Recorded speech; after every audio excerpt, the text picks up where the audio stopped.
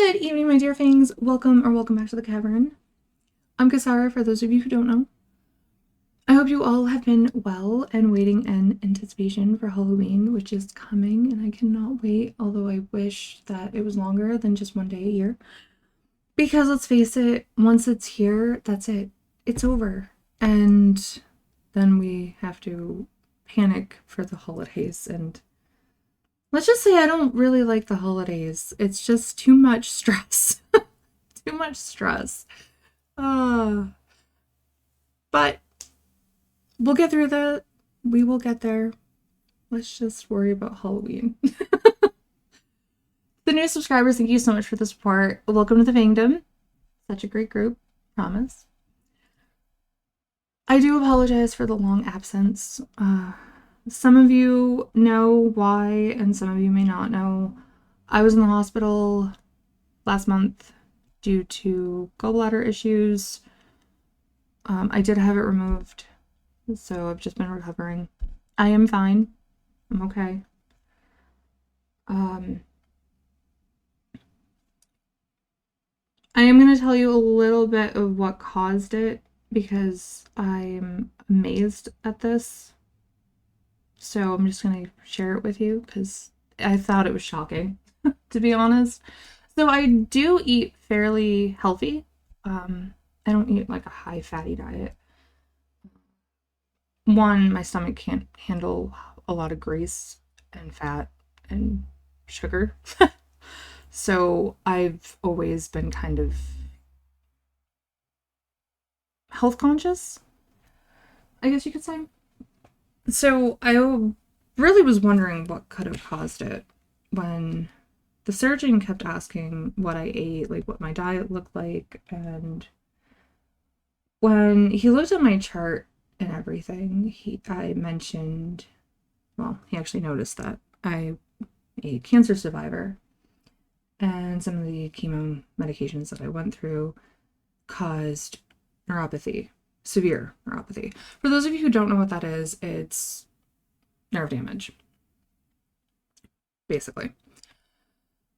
It has affected my hands, arms, legs, and feet. It's similar to diabetic neuropathy. I do get burning sensation in my hands and feet, pins and needles. I can't feel anything. So if you poke me with a needle, I can't feel it. Things like that. I can't feel temperature, so I can't feel like hot and cold, which really sucks, to be honest. I have a hard time doing things in excess. Like, I can't type for long periods, I can't write for long periods, I can't sit for long periods, I can't stand, walk, run, that type of stuff. It causes a lot of pain, severe pain. So it has caused issues with the new normal. I don't like the new normal. I absolutely freaking hate it because I can't do a lot of the things that I used to love to do, like dance. I loved drawing and pottery and things like that. And I do draw, but it hurts like hell. So I have to do it in small quantities. I do push it and I regret it soon after. But anyways, back on track. So the neuropathy actually caused the gallbladder issue. This was basically 4 years in the making, and that's how long I've been in remission. The nerves prevented the gallbladder to pump like it's supposed to. And because of that, it created stones. And, well, the stones blocked, which made it worse and made it harder for it to produce what it was supposed to. So, yeah, that's why I had problems. And it shocked me, to be honest. Because I never thought that my nerve damage could cause other issues. in my body, to be honest. And it's just like the gift that will not stop giving. Yeah. So there's some interesting factoids for you, I guess. I just thought it was interesting, so I figured I would share it with you because I found it fascinating when I was told that. So, anyways, so tonight's horror movie review is the Final Destination franchise, which is what I was watching during my recovery. I know, kind of weird for me to watch this. And why I chose it, I don't know. But it was on HBO, and I only watched the first two way back in the 90s. I never watched the others, and I figured, what the hell, they're available. Screw it. Let's just, dive right in. As some of you remember, the first one is about the plane crash. Well, doomed plane crash. However, the teen has a premonition which saves some of his classmates and a teacher, from their imminent deaths. However, as most of you might have remembered, they begin dying in the order they would have on the plane. And yes, there's going to be spoilers, just for those of you that may have not seen these and want to. Final Destination 2 was the infamous logging truck accident, which has all of us avoiding logging trucks on the highway years later. Every time we're behind one, we kind of move over. And come to find out, the people who would have been a part of the wreckage all were connected to the deaths of the survivors of Flight 180. And not like they knew the people, but they would have been involved in their deaths. Like, somehow. Like, one of the individuals was going to be on the bus that hit one of the survivors who was crossing the street. Thought that was kind of whacked, but interesting at the same time. 3 is where they kind of didn't follow anything. It's a standalone kind of movie. 3 takes place at a carnival where a roller coaster derails, killing everyone in pretty gruesome ways. Well, except for one teenage girl who panics after having her premonition. I can't really blame her, to be honest.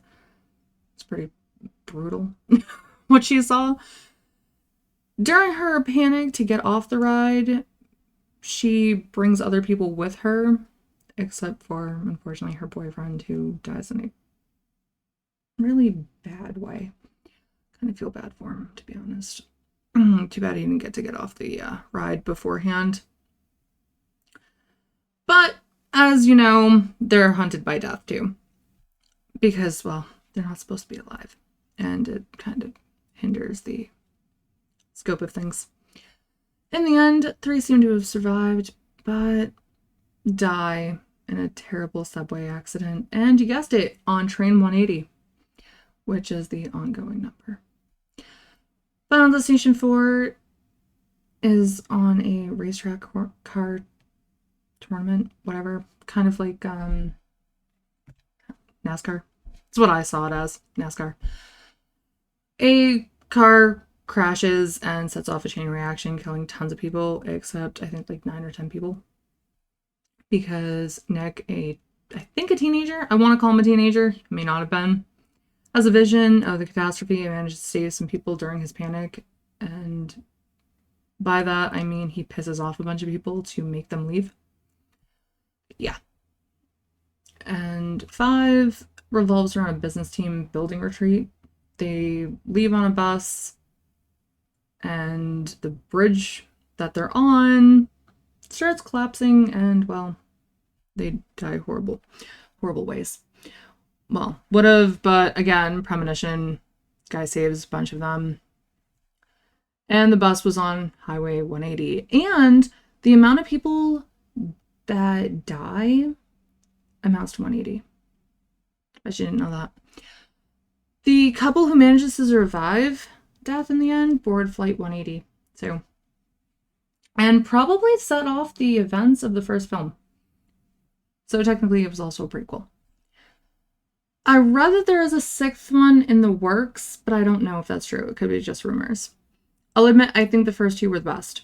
And from there, they kind of just got watered down. 4 was by far the worst out of them all because that seemed like it should have been I think it was 3D. I think it was meant to be a 3D film, and that's just... Can I say 3D movies are the worst ones? Because things fly at the screen and it just seems really lame. At least to me it does. It also felt rushed to me, whereas the first 2 had a good buildup of events, and they kind of left Easter eggs before the deaths. So you kind of knew what was going to happen. Like, I forget the guy's name, but the guy that won the lottery in the first one, on the fridge, the magnets actually read I, and that's actually what happens to him. Something goes right through his eye. Yeah. I thought that was kind of cool that they left kind of Easter eggs around, hinting at their untimely demises. I also think it's incredible how much work the creators took with the films surrounding the number 180. I read an interesting article about how the creators may have used numerology as inspiration. Supposedly, 1 represents the beginning of a journey, which tends to be 1 through 9. 0 represents the God force, and usually a 0 at the end of a number usually means it carries extra energy. 8 means the individual must learn to be the creator and manifest their gift as a creator. However, 8 also represents the number of karma because of the 2 circles. 0 is the number of completeness, and 1 is the number of beginnings, which seems fitting for the Final Destination franchise since everything has a beginning and ending, and a series of actions and influences that take place between the 2 points. Sometimes those influences may be from a higher being, supernatural forces, or whatever you want to believe, which in the Final Destination films is death. For those of you who are fans of the franchise, which one is your favorite? Which one is your least favorite? For me, it's 4, as you know. Are you anticipating the 6th film, if there is one? And where do you think they're going to go with it? And what do you think of the number 180 and the usage in the films? Do you think they took inspiration from numerology? Or do you think it's just a coincidence? Let me know all of your thoughts in the comments. Next week, I'll be returning to live streams, but I'll be switching to Friday afternoons instead of Wednesdays. So they will be at 12:30 to 2. I'm also working on a Halloween short story, which will be up Halloween night, so stay tuned for that. I hope you all have a great weekend. Take care until next time. Bye, everyone.